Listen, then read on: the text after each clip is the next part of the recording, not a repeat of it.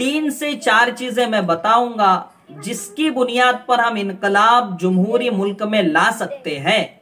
लेकिन अफसोस है कि उन चारों चीजों में से एक भी प्लेटफार्म पर मुसलमान उतरते हुए, सही तौर पर उतरते हुए दिखाई नहीं देते, जिसकी बुनियाद पर आए दिन हम मजालिम का शिकार होते हैं, आए दिन हमें नाइंसाफी का मुंह देखना पड़ता है।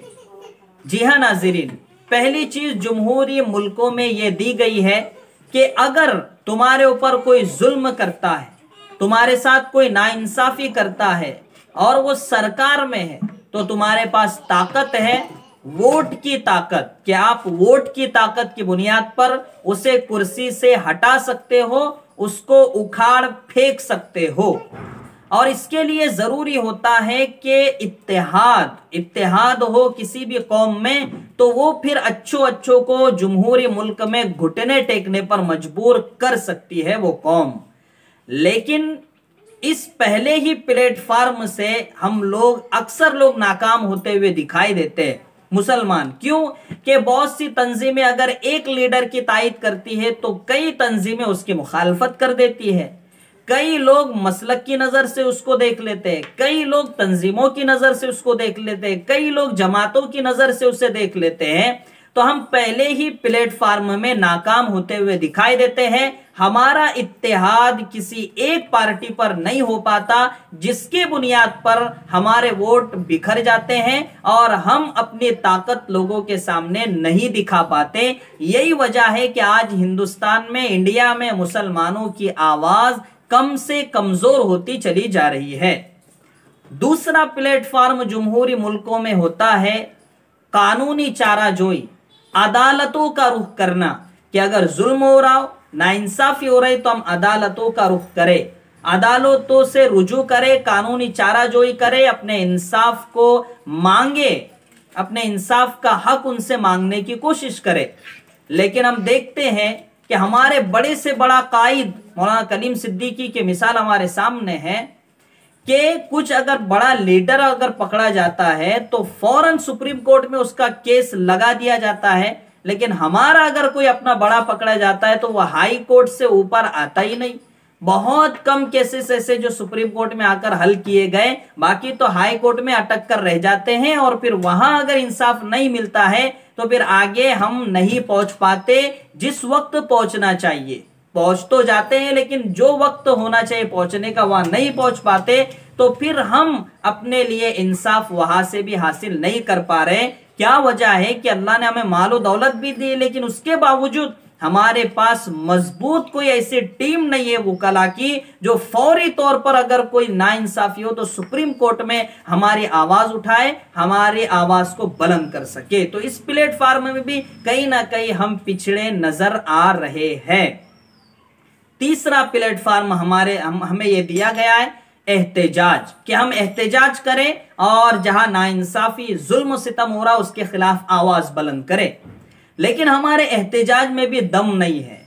चंद लोग, 100 लोग किसी एक तंजीम, किसी एक तहरीक, किसी एक जमात के बैनर तले आ जाते हैं और फिर उस बैनर तले आकर एहतजाज अपना दर्ज करवाते हैं और कई लोग टुकड़ी टुकड़ियों में बट कर एहतजाज दर्ज करते हैं, जिसके बुनियाद पर लोग समझ जाते हैं कि इनके आपस में इख्तिलाफ है तो इनका एहतजाज किस काम का है।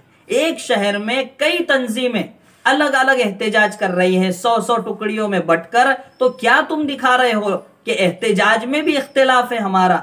तो एहतजाज की जो ताकत हमें दी गई है कि हम पुरजोर अंदाज में आंदोलन करें, एहतजाज करें, आवाज बुलंद करें, तो हमारे पास मजबूत प्लेटफार्म वो भी नहीं है।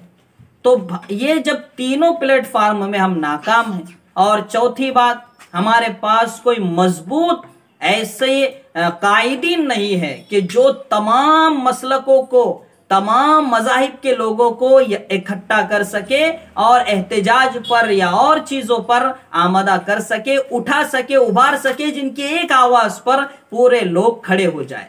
ऐसा मजबूत प्लेटफार्म हमारे पास इस वक्त नहीं है, जिसकी बुनियाद पर आए दिन हमें अफसोस के सिवा और आंसू बहाने के सिवा कुछ हाथ नहीं लगता है।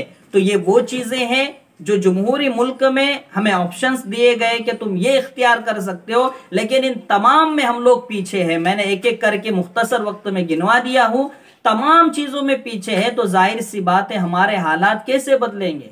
इनकलाब तो उसी वक्त आएगा ना साहब जब हम इत्तेहाद करेंगे। सबसे पहली बात जो मुसलमानों की ताकत है इत्तेहाद, और कुरान का हुक्म है इत्तेहाद, उसी में मुसलमान नहीं है। अब कोई अगर बरेलवी आलिम पकड़ा जाएगा तो देवबंदियों पर उसका असर नहीं होगा, कोई देवबंदी आलिम पकड़ा जाएगा तो बरेलवियों पर उसका असर नहीं होगा, और मसलक के आलिम पकड़े जाएंगे तो दूसरे फिरकों पर असर नहीं होगा।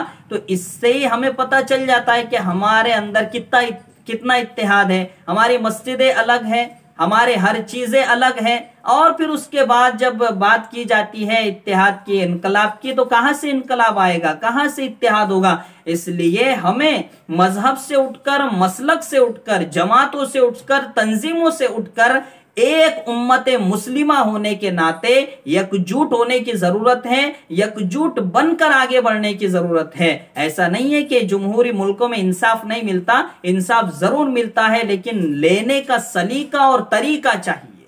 लेने का सलीका और तरीका जब आ जाएगा तो हमें इंसाफ जरूर मिलेगा। बाकी जो अगर कोई ये कहे कि हम तो जैसा वो कर रहे वैसा ही बदला लेंगे, तो याद रखिए मिलिट्री आपके पीछे लग जाएगी, पुलिस आपके पीछे लग जाएगी, आपको डाल दिया जाएगा, कानून आएगा और फिर आपके खिलाफ फैसले होंगे और फिर आप खत्म हो जाओगे, कुछ भी नहीं कर पाओगे। ये रास्ता जमहूरी मुल्क में होता ही नहीं है। रास्ता ये है कानून से आप लड़ो, आप या तो एहतजाज करो, या तो आप प्लेटफॉर्म मजबूत बनाओ और वोट की ताकत से आप उन लोगों को उखाड़ फेंको जो इस मुल्क में निजाम जमहूरियत को खत्म करना चाहते, खराब करना चाहते। ये 3 प्लेटफॉर्म, 4 ऑप्शंस मैंने आपको बतलाए। इसमें जब तक मुसलमान मजबूत नहीं होंगे, मुसलमानों को मार खाना ही है, मुसलमानों को जुल्म बर्दाश्त करना ही है, मुसलमानों को बुरे दिन देखना ही है। क्यों? इसलिए कि जो इनकलाब लाने की चीजें जमहूरी मुल्क में होती हैं, उस पे मुसलमान एक भी चीज पर खरे नहीं उतर रहे,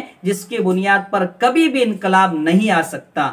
इस वीडियो को आप हकीकत की नजर से देखिएगा। आपको मैं दावत देता हूं कि इस वीडियो को ज्यादा से ज्यादा शेयर कीजिए, ताकि लोग बेदार हो सके, और जो जज्बात में हमारे जबानों से, कलमों से निकल जाती है बातें, वो जरा हम सोच समझ कर निकाले, लिखें कि जमहूरी मुल्क है और जमहूरी मुल्क के कुछ कवायद, कुछ जवाबित होते हैं, जिन जवाबित और कवायद से हटकर हम कुछ भी नहीं कर सकते। और जब हम उन कवायद और जवाबित पर ही नहीं उतर पा रहे तो हम इनकलाब कैसे ला सकते हैं?